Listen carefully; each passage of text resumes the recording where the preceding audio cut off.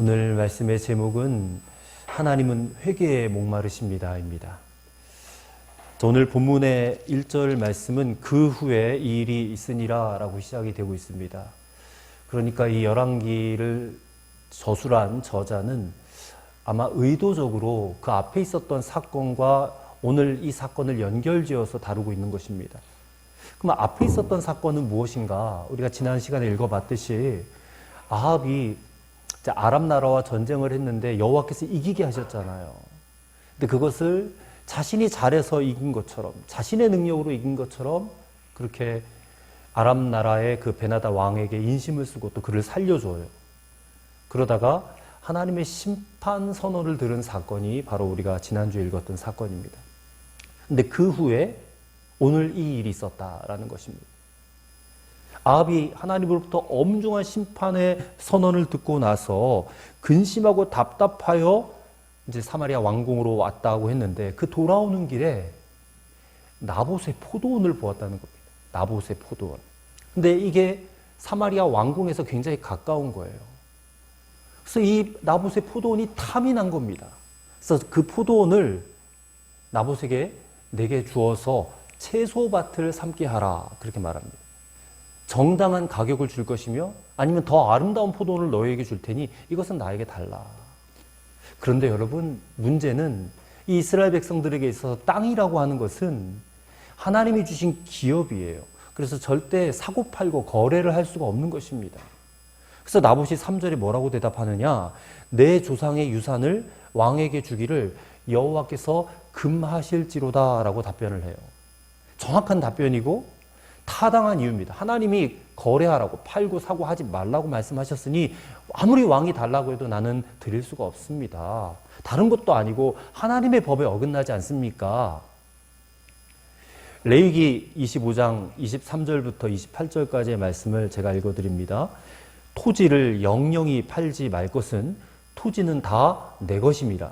너희는 나그네요 우거하는 자로서 나와 함께 있느니라. 너희 기업의 온 땅에서 그 토지 무르기를 허락할지니 만일 너희 형제가 가난하여 그 기업 얼마를 팔았으면 그 근족이 와서 동족에 판 것을 물을 것이요 만일 그것을 물을 사람이 없고 자기가 부요하게 되어 물을 힘이 있거든 그 판 해를 계수하여 그 남은 값을 산 자에게 주고 그 기업으로 돌아갈 것이니라.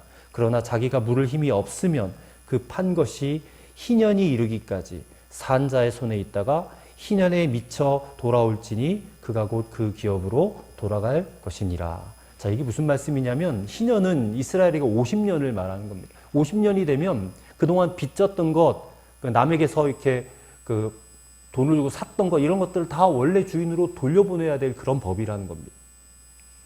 이 법을 만드신 것은 근본적으로 이 토지, 하나님이 주신 기업은 하나님께서 그의 지파와 그 자손에게만 소유권이 있다는 거예요. 혹시 가난해져서 이 소유권을 타인에게 넘겼을지라도 희년이 되면 반드시 그 땅을 원래의 소유자, 하나님이 주신 그 지파와 그 자손에게 돌려줘야 된다. 그런 법입니다. 그래서 이런 하나님의 법에 지금 충실한 사람이 바로 나봇이에요. 나봇입니다.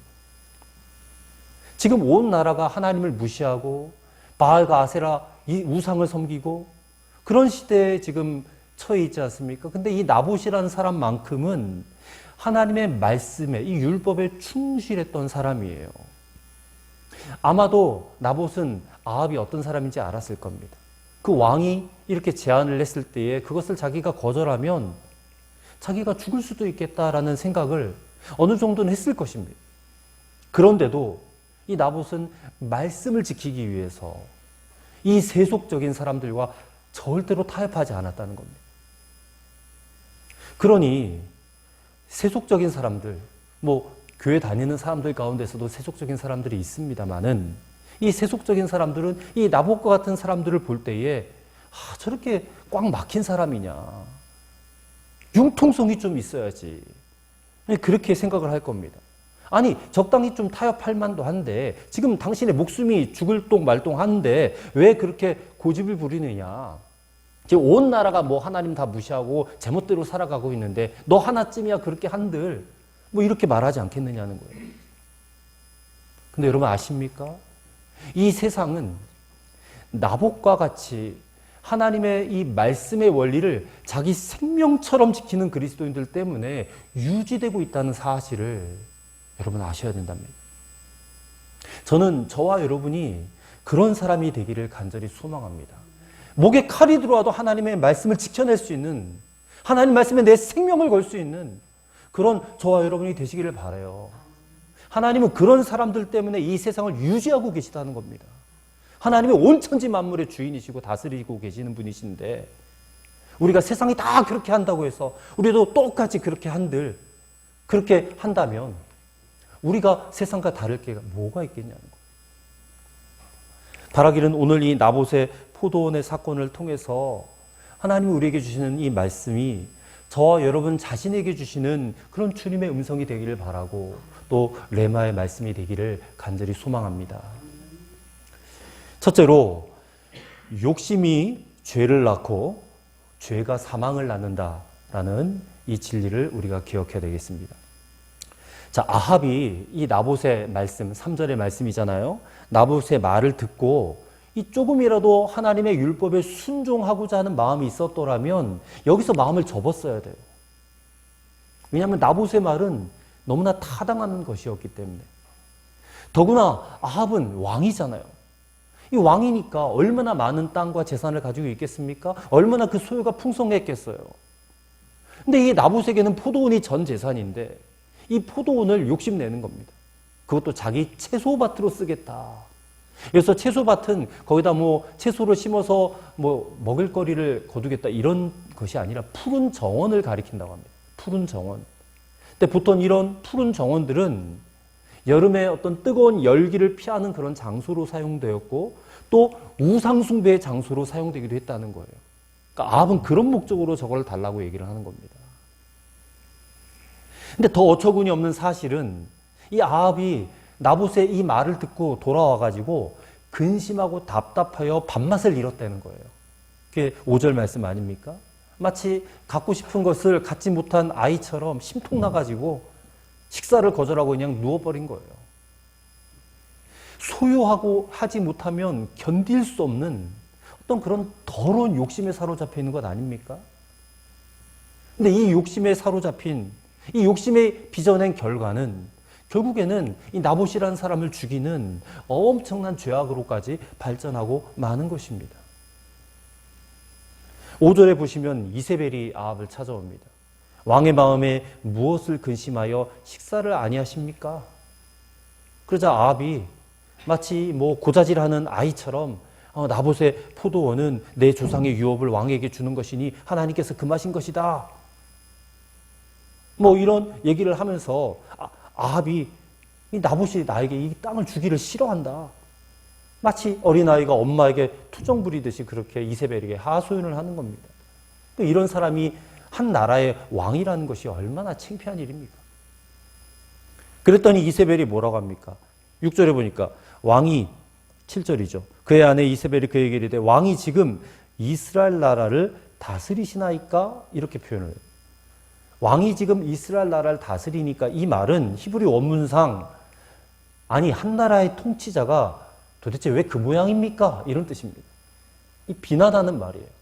이세벨이 지금 아합의 머리 꼭대기에 앉아 있는 거예요. 왕이 되어가지고 지금 왜 그렇게 미련합니까? 바보 같습니까? 이런 얘기예요. 당신이 한 나라의 왕이라면 모든 것을 다 차지할 수 있어야지 무슨 그딴 걸로 이렇게 고민하고 있습니까? 이런 얘기예요. 그러면서 식사하세요. 내가 나봇의 포도원을 당신에게 드리겠습니다 하면서 음모를 꾸미기 시작하는데 편지를 씁니다. 작전 지시를 해요. 그래서 그 편지를 써가지고 나봇이 사는 성읍의 장로들에게 보내서 이 나봇을 죽이라는 거예요. 그것도 없는 누명을 씌워서 죽이라는 겁니다. 자, 편지에는 이런 작전이 지시가 되어 있어요. 나봇이 사는 성에 사는 장로들과 귀인들을 다 초청해서, 또 나봇도 초청해서 아주 높은 자리에 앉혀라. 그런 후에 불량자들, 깡패나 건달들 같은 사람들 2사람을 시켜가지고 이 나봇을 거짓 증언하라는 겁니다. 고발하게. 하나님과 왕을 저주했다라는 거짓 고변을 하라고 하는 것입니다. 이 2사람을 세운 것은 이스라엘 율법에 최소한의 증인이 될 수 있는 숫자예요. 2사람의 증인만 있으면 이 사람은 죄가 확정이 되는 겁니다.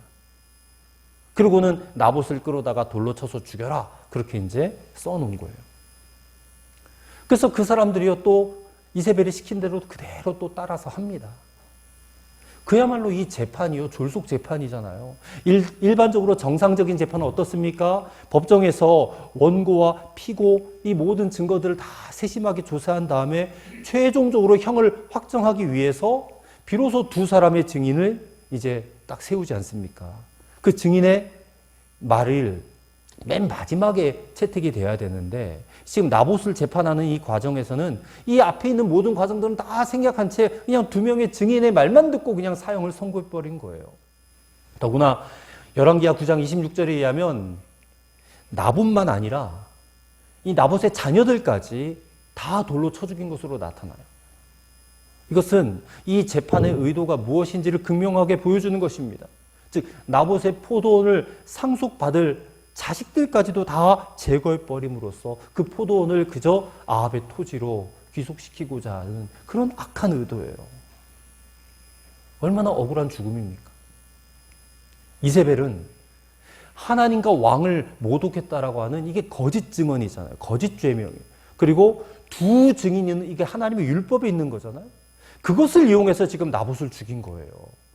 여러분 이세벨은 이방 여인이에요. 하나님을 믿는 사람이 아닙니다. 그런데 하나님의 율법을 이용해서 나봇을 죽여요. 이게 얼마나 악한 일입니까? 사람을 죽이는데 하나님의 율법을 이용해요. 3절의 나봇의 말처럼 여호와께서 금하신 일인데 그것을 이세벨은 내가 주겠다라고 말하잖아요. 하나님이 금하셨는데 내가 주겠다. 이건 뭐예요? 내가 하나님이다 이런 얘기잖아요. 이세벨은 정말 이스라엘을 해치는 대적 중의 대적이에요. 너무너무 악한 여자예요. 아합 머리 꼭대기에 앉아서 아합으로 하여금 이 악을 행하도록 충동질해가지고 하나님 앞에서 마땅히 걸어가야 될 삶의 방향을 왜곡하도록 부추긴 암적 존재예요. 여러분 오늘 이 본문의 말씀을 보십시오.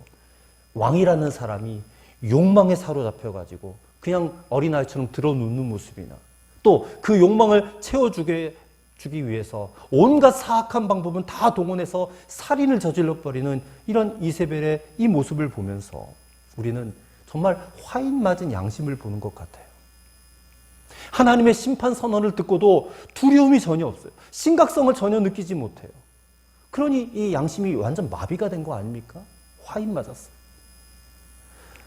여러분 이런 말씀들을 묵상하고 이렇게 전달하는 일 자체가 굉장히 괴롭습니다. 어렵습니다.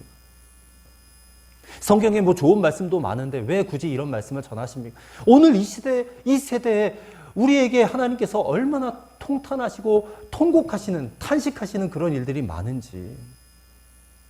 왜 그렇습니까? 오늘 우리 안에도 이런 추악함과 이런 욕심들이 숨어 있을 수 있다는 사실 때문에 그래요. 하나님의 말씀보다. 이 탐욕으로 썩어 문드러진 어떤 그런 세상 정신으로 충만하게 살아요. 본능에 충실하게 살아요. 그런 교회 다니는 사람들이 이 땅에 여전히 존재한다는 것입니다. 어쩌면 이런 아합과 이세벨의 모습은 너무나도 강력하게 우리를 코너로 몰고 가는 것 같아요. 여러분 주님이 다시 오실 때 이 마지막 때에는 우리가 가진 것들이 아무짝에 쓸모가 없어요. 아무짝에 쓸모없어요. 근데 그 사실을 우리가 인식은 하면서도 자꾸만 이 땅의 것들을 우리가 더 가지기 위해서 몸부림치고 있어요. 그런 탐욕, 탐심이 오늘 우리 안에 있다는 사실을 오늘 본문은 우리에게 강력하게 지적하는 말씀이기 때문에 여러분 골로새서 3장 5절의 말씀에 탐심은 우상숭배다. 성경은 그렇게 말씀하고 있습니다. 또 야고보서 1장 15절에 욕심이 잉태한 즉 죄를 낳고 죄가 장성한 즉 사망을 낳는다라고 말씀하고 있습니다. 여러분 우리가 이 세상의 재물이나 물질에 대한 탐심을 반드시 버려야 됩니다. 마지막 때가 가까울수록 이 탐심이 우리를 올가맬 거예요. 우리를 천국 들어가지 못하게 막을 거예요. 그러니 이 탐심을 반드시 버려야 됩니다. 복음서에 등장하는 부자 청년 이야기 잘 아시죠? 우리가 그 교훈을 잊지 말아야 됩니다. 예수님께서 그 청년이 겉으로 보기는 훌륭해 보였지만 그 마음속에 있는 그 탐욕, 탐심이 가득함을 보셨어요. 그래서 그에게 뭐라고 말씀하십니까? 너에게 있는 것을 다 팔아서 가난한 자들에게 나눠주고 나를 따를 것이라. 그렇게 말씀하셨는데 그 말씀 한마디에 그 청년의 마음속에 탐욕이 다 드러나고 말았어요. 그는 천국이라고 하는 보화를 얻으려면 재물이라고 하는 이 신을 버려야만 했습니다. 근데 그는 그렇게 하지 못했어요. 물질이라고 하는 그 탐욕을 버리지 못한 채 천국의 문턱까지 왔다가 거기서 제 발로 뒤돌아가는 그런 불행한 인물이 되고 말았어요. 그 부자 청년의 이야기를 통해서 예수님이 제자들에게 어떤 교훈을 주셨습니까? 부자는 하나님 나라에 들어가기가 심히 어렵다고 하셨어요. 심히 어렵다. 마치 낙타가 바늘길을 들어가는 것보다 더 어렵다. 그렇게 말씀하셨어요. 여기서 말씀하시는 부자는 단순히 그냥 돈이 많은 사람을 말하는 게 아닙니다. 여러분, 돈이 없어도 부자일 수 있거든요. 돈이 없어도. 돈에 집착하고 돈을 탐하며 돈 없으면 못 산다라고 생각하는 사람들, 이런 사람들이 성경이 말하는 부자예요. 재물에 대한 욕심, 재물에 대한 집착을 가지고 내가 갖고 싶은 것은 다 가져야 된다. 수단과 방법을 가리지 않고 다 가져야 된다라고 생각하는 아합과 이세벨 같은 이런 사람들이 부자예요. 여러분, 이런 사람들은 천국에 들어갈 수 없습니다. 아무리 예수님 믿는다고 해도 재물에 대한 집착을 가진 사람은 절대 천국에 들어갈 수 없습니다. 그게 성경이 우리에게 가르쳐주는 바예요. 하나님과 재물을 겸하여 섬길 수 없다고 해서 둘 중에 하나는 포기를 해야 된다는 거예요. 오늘 많은 성도들이 교회는 있지만 이 구원하시는 주님을 만나지 못한 채 부자 청년처럼 쓸쓸히 돌아가고 있는 이들이 얼마나 많습니까? 안타깝지만 이게 우리의 현실이에요. 그러니 이 마지막 때가 될수록 더 정신을 차리고 우리가 더 깨어서 근신하며 하나님 말씀 앞에 우리 자신을 비춰보고 다시금 그 말씀에 순종하는 삶을 반드시 살아가야 될 줄로 믿습니다. 우리는 내가 갖고 싶은 거 다 가지고 살 수 없어요. 욕심을 채우기 위해서 수단과 방법을 가리지 않았던 아합과 이세벨의 모습을 보면서 욕심이 죄를 낳고 죄가 사망을 낳는다는 이 진리의 말씀을 반드시 기억하고 깨달으시는 여러분과 저가 되기를 간절히 바랍니다. 둘째로, 우리 자신을 죄에 팔고 탐욕에 팔지 않도록 해야 한다라는 것입니다. 자, 나봇의 포도원을 이 온갖 거짓된 말들로 빼앗은 이 아합과 이세벨을 향하여 하나님께서 말씀하십니다. 엘리야를 부르세요. 엘리야가 그 메시지를 전하는 역할을 감당합니다. 자, 19절의 말씀 보십시오. 너는 그에게 말하여 이르기를 여호와의 말씀이 내가 죽이고 또 빼앗았느냐고 하셨다고 하고, 또 그에게 이르기를 여호와의 말씀이 개들이 나봇의 피를 핥은 곳에서 개들이 내 피, 곧 내 몸의 피도 핥으리라 하라. 이렇게 전하라고 하는 거예요. 엘리야가 즉각 일어나 순종합니다.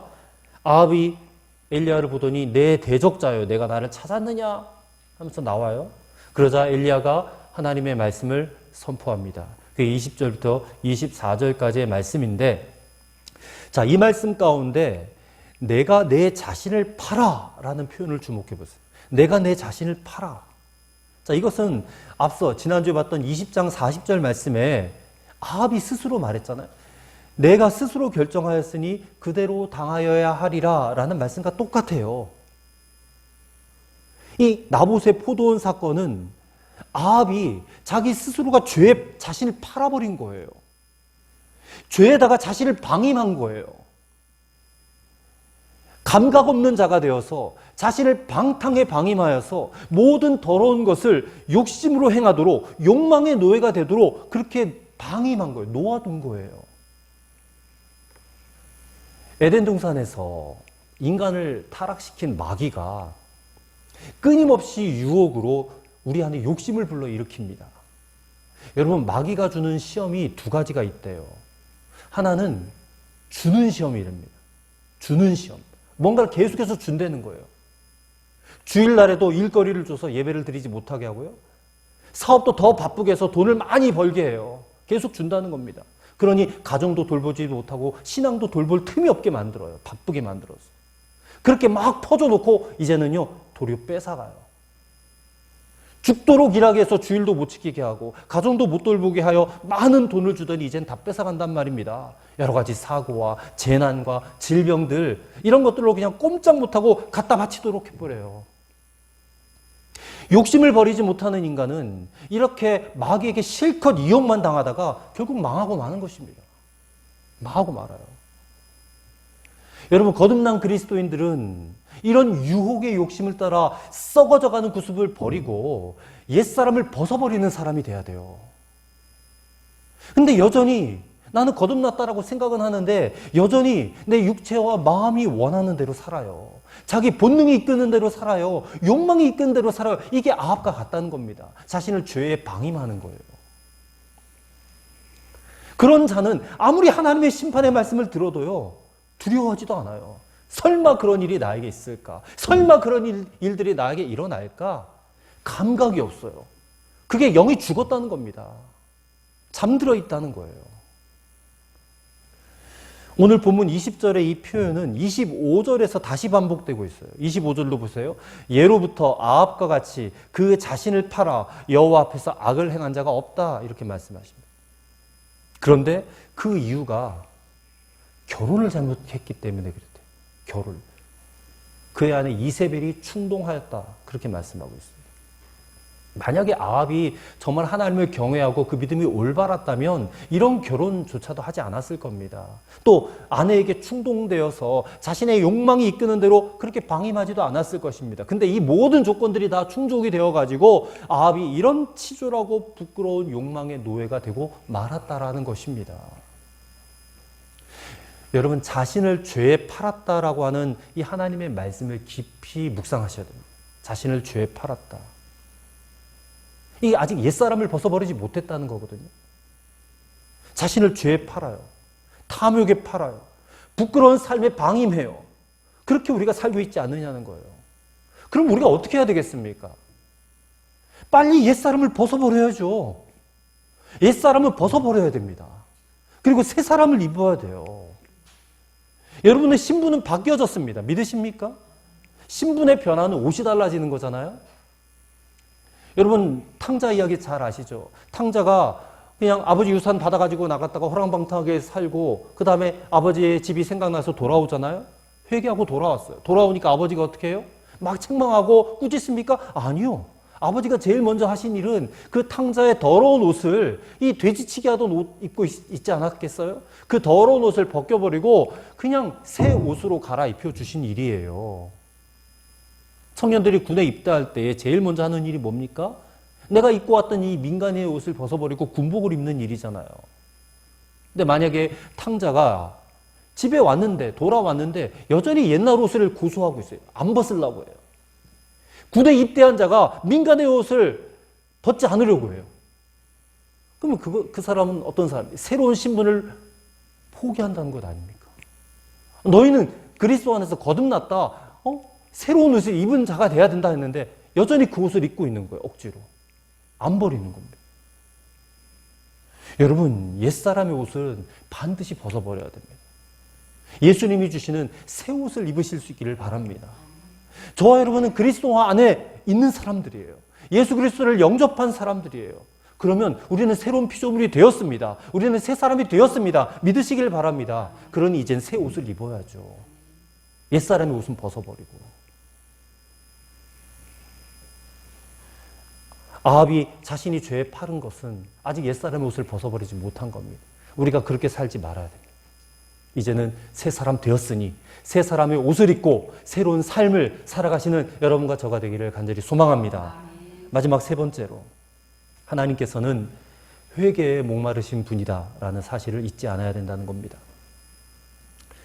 자, 기가 막힌 게 엘리야가 하나님의 말씀을 선언했잖아요.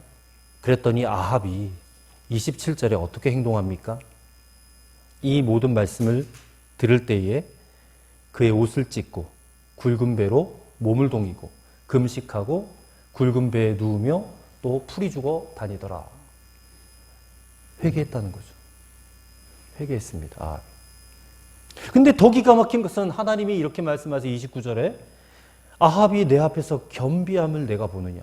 그가 내 앞에서 겸비함으로 내가 재앙을 저의 시대에는 내리지 아니하고 그 아들의 시대에야 그의 집에 재앙을 내리리라 하셨더라. 여러분, 저는 27절에 이 아합의 회개가 진정한 회개로 보이지 않습니다. 근데 하나님은 아합이 겸비하였대요. 이 겸비함, 히브리 말로 카나라고 하는데 이 말의 뜻은 꺾이다, 복종하게 되다 이런 뜻이거든요. 이 카나라는 단어의 본래적인 의미는 새가 날개를 접다라는 뜻이라고 합니다. 이 특히 동물의 세계에서는 자신보다 더 강한 대상이 나타나면 그 앞에서 그냥 전의를 상실한 채 굴복을 표시하는 그런 모습이라는 거예요. 그래서 이 아합이 지금 겸비한 자세를 취했다라는 것은 곧 하나님께 대적하기를 멈추고 항복을 표하였다라는 뜻을 의미하는 겁니다. 하나님 앞에 항복했다는 거예요. 항복. 그렇다면 아니 이렇게 우상을 숭배하고 파렴치한 사람을 죽이는 이런 파렴치한 범죄를 저질렀던 아합이 저렇게 막 굴복하듯이 회개를 하면 하나님께서 무조건 다 용서를 해주신다는 말인가? 여러분 본문을 잘 보시기 바랍니다. 아합의 회개가 진정한 것이라면 하나님의 용서, 이 사죄도 진정한 것이어야 하지요. 근데 29절의 말씀에 하나님께서 그를 완전히 용서해, 죄를 사하여 주신 것이 아니에요. 심판을 잠시 유보하신 것뿐이에요. 책임을 묻지 아니하겠다 하신 것이 아니라는 겁니다. 그리고 이 사건 뒤의 기록을 보면 아합의 삶을 보면 아합이 진정한 회개를 한 것이 아니라는 것이 들통나요. 그는 22장에 가서 보면 다시 악을 행합니다. 또 악을 행해요. 하나님께서 이것을 모르실 리가 없습니다. 그런데 왜 이렇게 진정한 회개도 아닌데 다시 악을 행할 것을 아시면서도 왜 이렇게 하나님이 막 기뻐하시듯이 반응을 하시는 것일까? 이게 궁금하지 않습니까, 여러분? 하나님께서 회개에 목마르시다는 거예요. 회개에 목마르시다. 아합과 같이 이렇게 파렴치한 범죄자, 진실함은 이만큼도 찾아볼 수 없는 그런 가식적인 회개조차도 하나님은 얼마나 기뻐하시는지, 이런 회개도 하나님은 목이 마르시다는 거예요.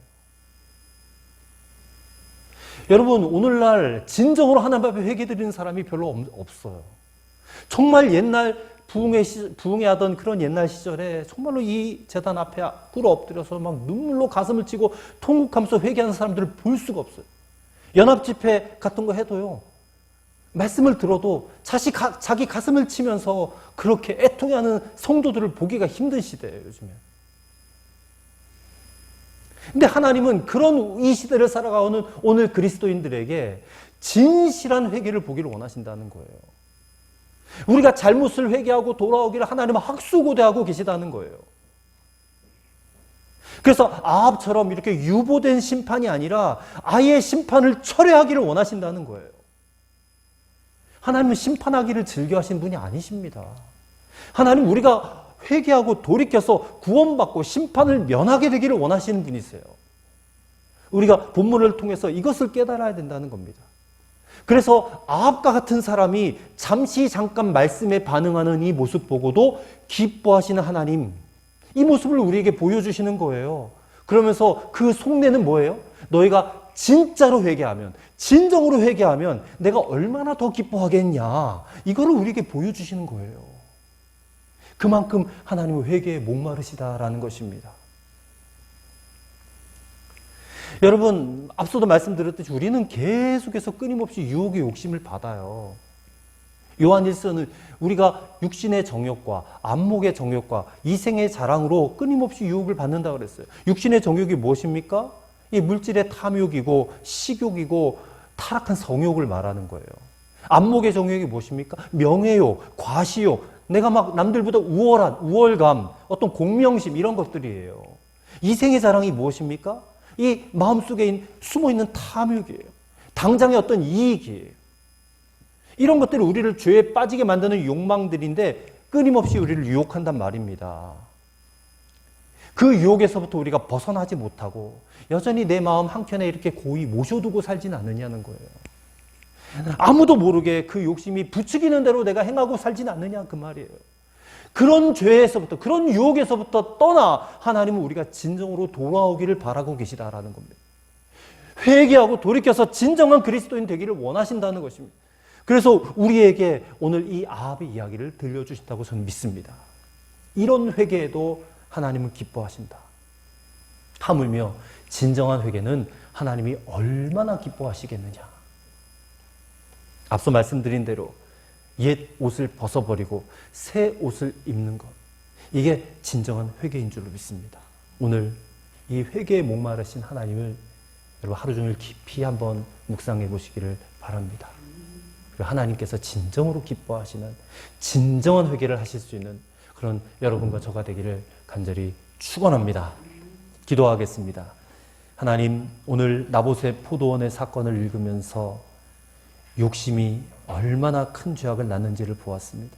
끓어오르는 욕망을 절제하지 못하고 갖고 싶은 것은 무슨 수를 써서라도 가지고야 말겠다고 하는 아합과 이세벨의 모습이 우리의 모습이 되지 않기를 간절히 소망합니다. 우리 자신을 죄에 팔고 탐욕에 팔고 우상에 팔지 않도록 성령님 도와주옵소서. 하나님은 회개에 목마르신 분이신 것을 알았습니다. 아합의 가식적인 회개에도 기뻐하신 하나님을 보면서 우리가 진정한 회개를 드릴 수 있게 하옵소서. 우리가 아버지 하나님의 마음을 좀 알아들을 줄 아는 성도가 되게 하여 주옵소서. 그래서 하나님의 기쁨이 되는 진정으로 하나님께 돌아오는 그런 진정한 그리스도인으로 살아가게 하여 주시옵소서. 우리 구주 예수님의 이름으로 기도하옵나이다. 아멘.